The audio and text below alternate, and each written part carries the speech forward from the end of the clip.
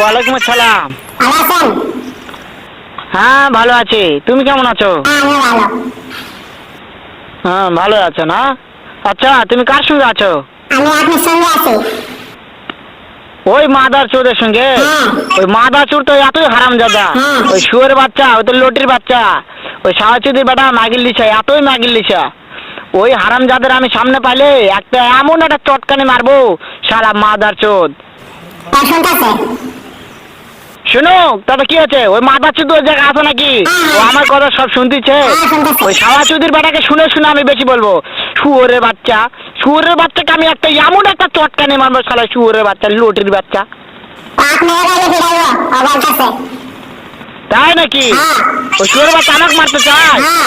শুয়োর বাচ্চাকে আমি দেখা সাক্ষাৎ হলে পালাই, শুয়োর বাচ্চাকে আমি এমন চটকা মারবো, মাদার চোদ। আমি থামো, আমি